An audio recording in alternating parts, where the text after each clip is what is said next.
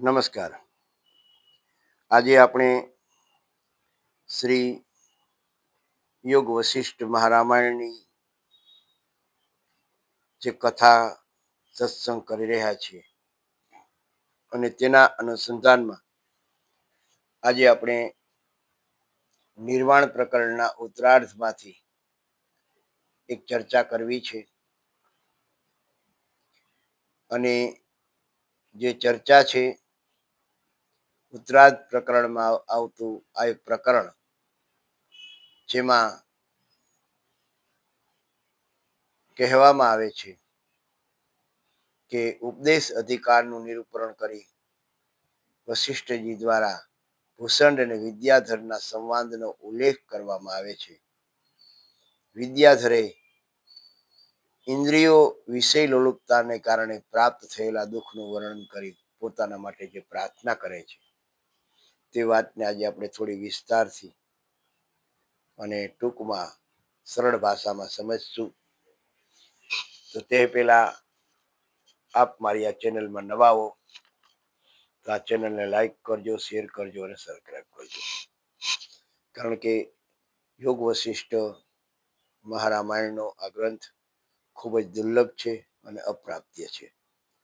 તો લોકોને આનું ટૂંકમાં સરળ ભાષામાં સમજી શકે તે માટે મારો એક આ પ્રયત્ન છે. શ્રી યોગ વશિષ્ઠ રામાયણમાં વશિષ્ઠજી શ્રી રામને સમજાવતા કહે છે કે હે રામ, દરેક વ્યક્તિ ઉપદેશ માટે યોગ્ય નથી. જેના મનમાં વૈરાગ્ય, શાંતિ અને સત્યની તરસ હોય તે જ ઉપદેશનો અધિકારી છે. જેમ સુકાઈ ગયેલી જમીન વરસાદને ગ્રહણ કરે છે પણ પાણીથી ભરેલી જમીન કંઈ લઈ શકતી નથી, એ જ રીતે જેનું મન વિષયથી ભરેલું છે તે જ્ઞાન સ્વીકારી શકતું નથી. એક વખત મહાન યોગી ભૂષંડ એટલે કે કાક ભૂષંડી પાસે એક વિદ્યાધર આકાશમાં વિહાર કરતો દેવ સમાન જીવ આવે છે, જે ખૂબ તેજસ્વી પરંતુ અંદરથી ખૂબ વ્યાકુળ હોય છે. તે આવીને કહે છે કે હે મહાત્મા, હું સ્વર્ગના ભોગોમાં મસ્ત રહ્યો, સુંદર સ્ત્રીઓ, સુગંધ, સંગીત, આનંદ બધું મળ્યું, પણ આજે મારું મન ખાલી છે, અશાંત છે. તે આગળ કહે છે કે હું વિષય સુખમાં એટલો લોલુપ બન્યો કે મારી બુદ્ધિ અંધ બની ગઈ. આ બધામાં થોડી વાર આનંદ મળ્યો, પરંતુ પછી વધુ તીવ્ર દુઃખ બન્યું અને હું બંધનમાં ફસાઈ ગયો. બહારથી સુખીને અંદરથી તૂટી ગયો છું. જેમ પતંગિયા દીવાના પ્રકાશ તરફ દોડે અને બળી જાય, એમ હું વિષયોમાં દોડી ગયો અને દુઃખોમાં પડી ગયો. અને આ વિષય લોલુપતાનું પરિણામ એ આવ્યું કે મન ક્યારેય શાંત રહેતું નથી. એક ઈચ્છા પૂરી થાય ત્યારે બીજી ઊભી થાય. અંતે અશાંતિ, દુઃખ બાંધી નાખે એવું બંધન મળે. વિદ્યાધર કહે છે કે હું મીઠા ઝેરમાં ફસાયો છું, જે આનંદ જેવું લાગે છે પણ અંતે તે દુઃખ આપે છે. અને તે હાથ જોડીને પ્રાર્થના કરે છે કે હે મહાત્મા ભૂષણ, મને આ સંસારના ચક્રમાંથી બહાર કાઢો, મને સાચો માર્ગ બતાવો. હવે હું વિષયોમાં ત્રસ્ત થઈ ગયો છું, મને આત્મ શાંતિ જોઈએ છે. તેમાં ના શબ્દોમાં ખરી પીડા અને મુક્તિની તરસ દેખાય છે. એ કહે છે કે હે મહાત્મા,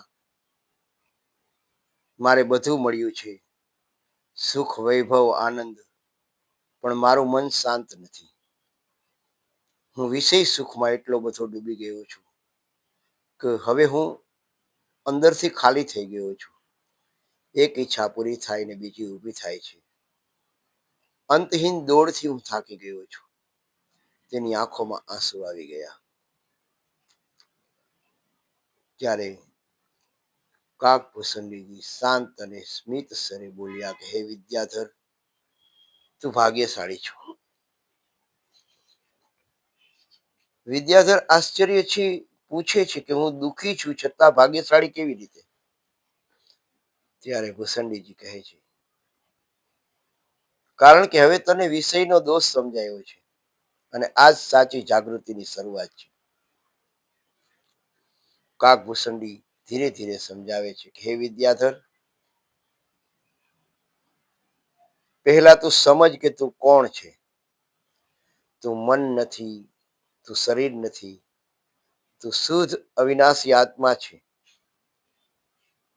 જેમ આકાશમાં વાદળ આવે જાય પણ આકાશ અડગ રહે, તેમ તારો આત્મા સદા શાંત છે. વિદ્યાધર પૂછે છે, મને તો વિષયમાં સુખ લાગતું હતું. કાકભૂષણજી કહે છે, તે સુખ નથી, તે ભ્રમ છે. જેમ મૃગજળ પાછળ દોડે પણ પાણી ક્યારેય મળે નહીં, એ મનુષ્ય વિષયમાં દોડે પણ સાચું સુખ ક્યારેય મળતું નથી. મન ખૂબ ચંચળ છે. એક ઈચ્છા પૂરી થાય તો બીજી ઊભી થાય અને આ ચક્ર ક્યારેય પૂરું થતું નથી.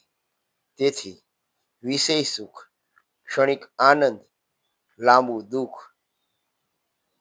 વિદ્યાધર શાંતિથી સાંભળતો રહ્યો. હવે તેની અંદર સમજણ ઉગવા લાગી અને હવે તે વિનમ્ર બનીને કહે છે કે હે ગુરુદેવ, મને સાચો માર્ગ બતાવો. હું આ બંધનમાંથી મુક્ત થવા માંગુ છું. ત્યારે ભૂષણજીજી પ્રેમથી કહે છે કે હે વિદ્યાધર, મનને બહારથી અંદર ફેરવી લે. માર્ગ સરળ છે. ઈચ્છાઓ ધીમે ધીમે છોડ, મનને શાંત કર, આત્મામાં સ્થિર થા. જ્યારે તું અંદર ઉતરશે ત્યારે તને સાચી દિશા મળશે. અને ભૂષણજીજી અંતે કહે છે કે તું ક્યારેય દુઃખી ન હતો. દુઃખ તો મનનો મેલ હતો. તું સદા શાંત, પૂર્ણ અને આનંદ સ્વરૂપ છે. અને વિદ્યાધરનું મન હળવું થઈ ગયું અને છેલ્લે આપણને આ વાત એ શીખવે છે કે વિષય સુખ ક્યારે અંતિમ શાંતિ આપતું નથી. દુઃખ જ ઘણીવાર જાગૃતિનું દ્વાર બને છે. સાચો ગુરુ જીવનનો માર્ગ બદલી દે છે અને સાચું સુખ અંદર જ છે. આજે આપણે આ વાતને ટૂંકમાં સરળ રીતે સમજાય તે રીતે રજૂ કરી. આશા રાખું કે આ વાત આપણને ગમતી હશે અને આ પ્રકારની વાત સાંભળવા માટે આપ મારી આ ચેનલને લાઈક કરજો, શેર કરજો અને સબસ્ક્રાઈબ કરજો.